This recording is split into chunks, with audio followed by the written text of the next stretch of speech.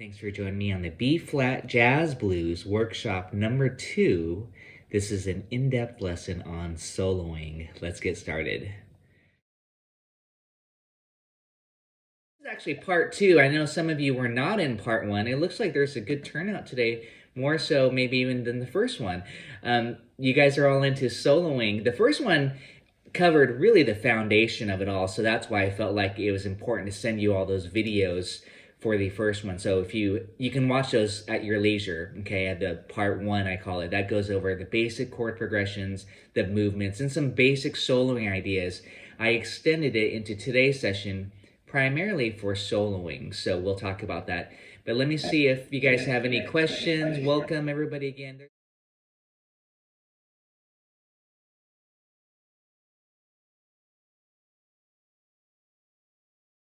You have a B-flat blues, the very first thing I would recommend is to learn that blues scale, the B-flat blues scale, and that's this. And for guitar players especially, we always use all 6 strings. We learn that minor pentatonic.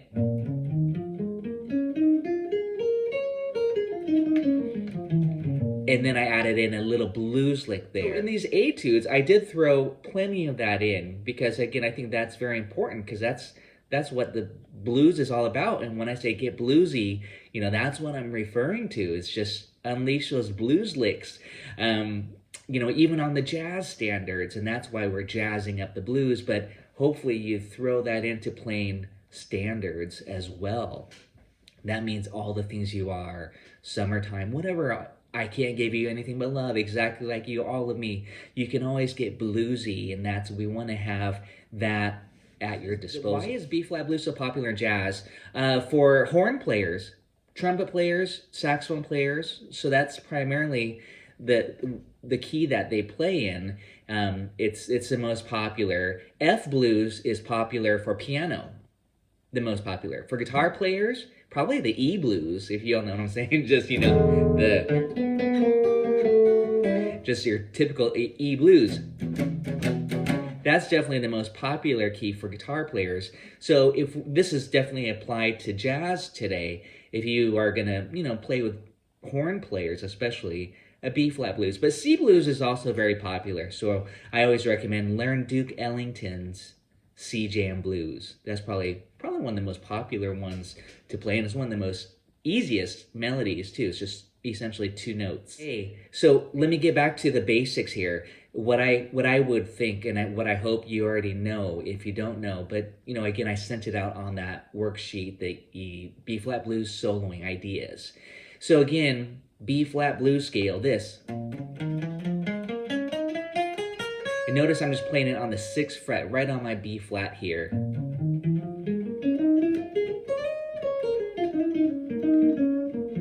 And you know, noodle around quite a bit. You may put on that backing track and get used to noodling around. Again, if you're not used to that, I did throw in these blues licks onto these solo etudes today.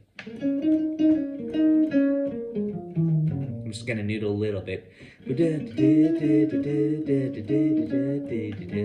This is a minor blues scale. B-flat minor blues, not the major pentatonic and not the hybrid. So there's no major third. I know you're gonna wanna do this. Many of you, like you're playing Charlie Christian style, like.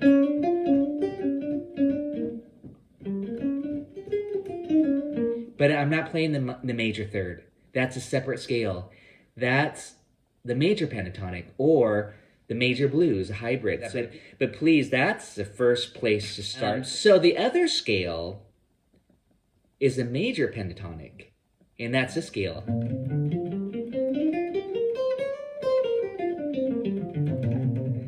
And that's very kind of a sweet, very pretty sound. That in a second, but it's a very sweet sound, the major penta. Okay, the minor blues is kind of what we feel is very bluesy. And then you have the sweet major. So that's where I would recommend looking at my worksheet soloing method. And you probably, if you reviewed any of those videos, I talk about that. Major, minor, major, minor, minor, major, mixture,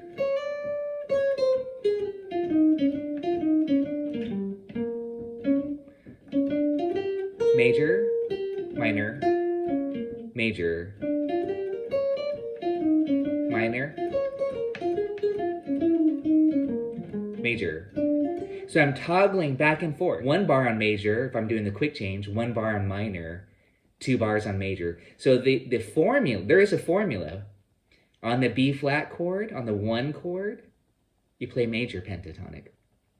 On the 4 chord, the E flat 7, you play minor pentatonic. Which minor pentatonic? B flat. This is the easy method. You just think completely off of B flat. So you go basically you go from major to minor. And then on the 5 chord, this is on a really basic level of the blues, the variation number 1, even without the 2 5s, the C minor or F7. On the 5 chord, you can choose. You can choose whichever one you want. Do you want it sweet? Do the B flat major. Do you want it more bluesy, to lack of a better description, bluesy? You play B flat minor. However, there's also the hybrid scale. It is a hybrid combination scale of both the minor blues and the major blues. It becomes very slippery because you get, on B flat, you have, I'm going to show it to you on the first string here.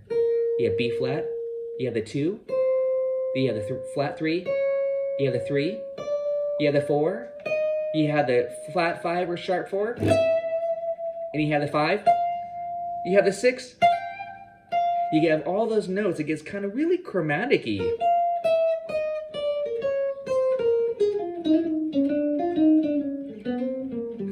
So again, it's really slippery, but you'll find that that's really sweet, the chromatic.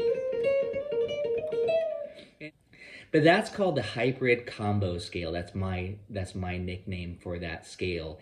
And I often reserve that for the last 4 bars. To me, that's kind of where it gets exciting at the last 4 bars. Then sometimes on the last 2 bars, I'll just play some really bluesy licks. Let me do some demonstration. You guys can jam with me. I'm going to load up my iReal Pro app. This is, again, just a general overview, a review, I guess you could say. I'll say it aloud. Major, minor, major, major, minor, minor still, blues, major, major, major, why not?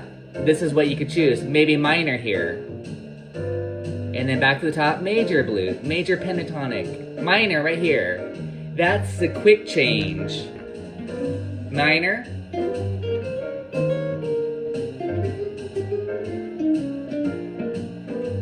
how about major? Minor, major, minor, minor, major.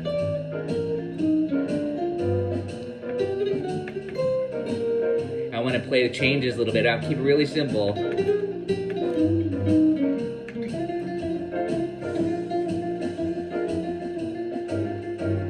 Choosing a note that's common. Minor, major, minor,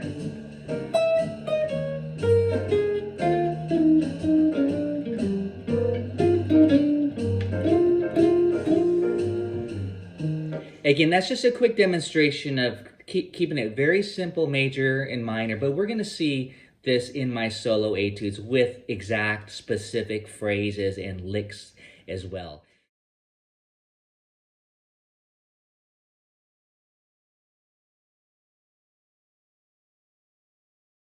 So this is what I'm referring to here. This is just the sample, kind of the template for the easy arpeggio method. And for a jazz player, these are essential. You got to outline the chord changes. You want to be able to play and have the listener hear what chord you're on. That's a very high level of playing besides just noodling around the blues scale. And I don't mean to sound like that's a bad thing, because I want you to do that too. But this is a separate study to where you're doing this.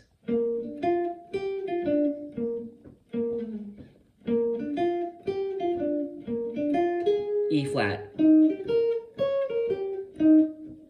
B flat,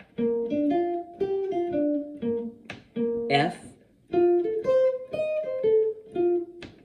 B flat. And there I opted to do a blues lick. Like I said, I love to do these little blues licks at the very last 2 bars, a turnaround. I didn't write it there, but I just wanted to show you that's where I would insert my favorite blues lick. A little triplet lick or something fun. So let's do that together again if this is new for you. This is, again, the value of outlining. This is what bebop and, a lot of jazz is about, is to be able to outline. Then you decorate and get fancy. Again, do da da dee da da. That's a 6. It's 6 are very neutral. 7. Back to the 1. And then here's a 5 chord, same motif. Blues lick. Da da da da da da da.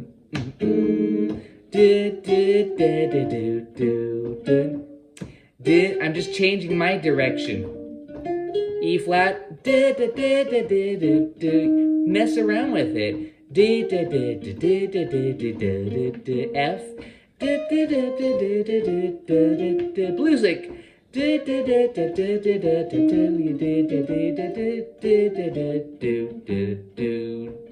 I'm just playing with the direction. E flat, B flat, F, B flat blues. So again, that's very valuable. Then you're going to say, oh, what about the quick change?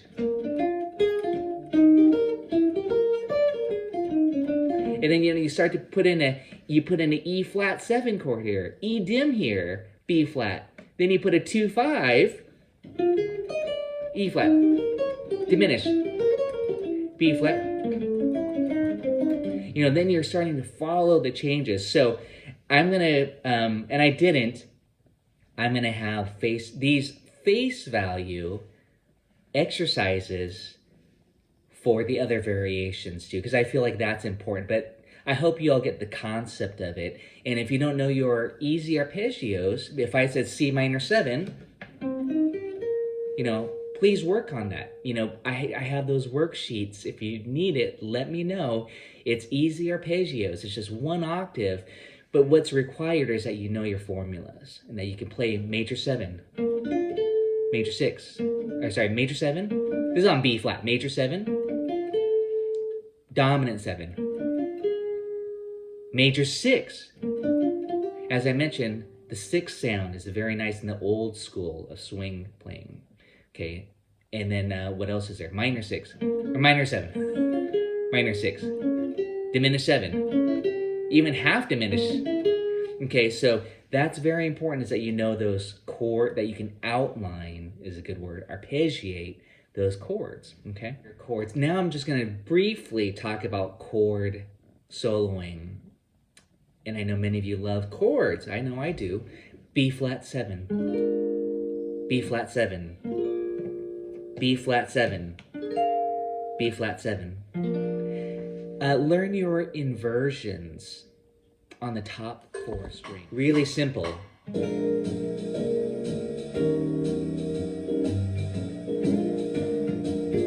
E flat, I'll say it. Back to B flat. F7, E flat 7, and B flat. B flat. E flat, B flat. But really, you want to just get rhythmic.